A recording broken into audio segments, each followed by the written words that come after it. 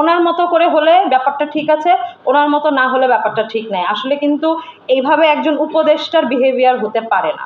জুলাই আন্দোলনে আমরা দেখেছি যে এখানে আসলে দেশটা সবার, ঠিক আছে, দেশটা সবার, এখানে আসলে কোনো ডিফারেন্সিয়েশন বা হচ্ছে বৈষম্য যেটাকে আমরা বলি সেটা হওয়ার তো কোনো কারণ নাই।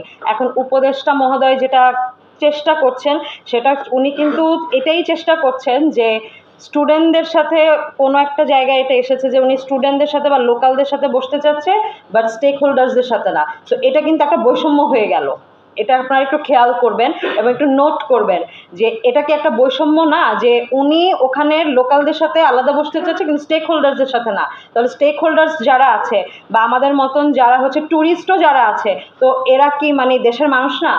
এদের কি কথার কোনো মূল্য হবে না?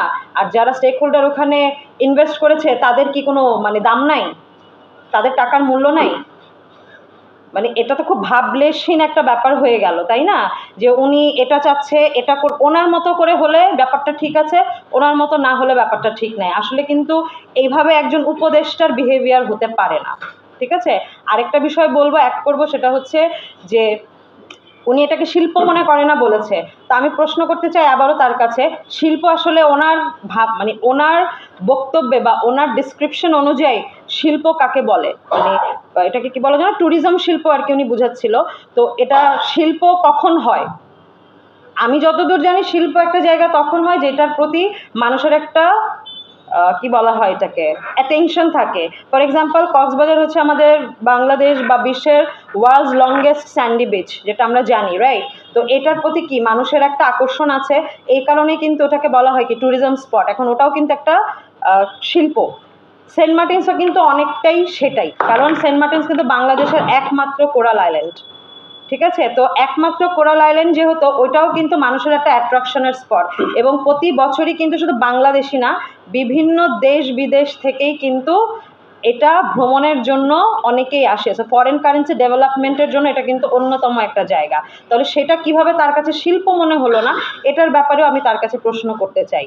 গেল আরেকটা বিষয় বলবো, সেটা হচ্ছে যে আমরা আবারও বলি, আমরা পরিবেশের এগেনস্টে না, বা উনি যেটা চাচ্ছে সেটার বিপক্ষে আমরা না।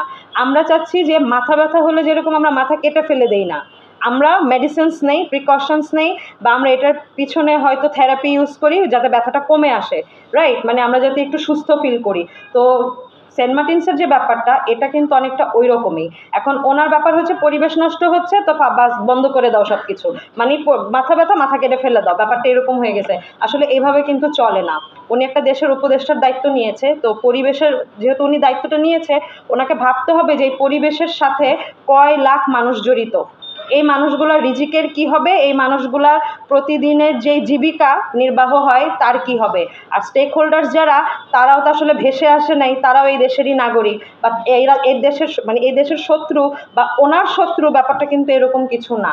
অতএব ওনার উচিত সবার সাথে বসা, স্টেক হোল্ডার্স হোক, লোকালস হোক, বা আমাদের মতো স্টুডেন্টস হোক, সবার সাথে আমি মনে করি ওনার বসা উচিত।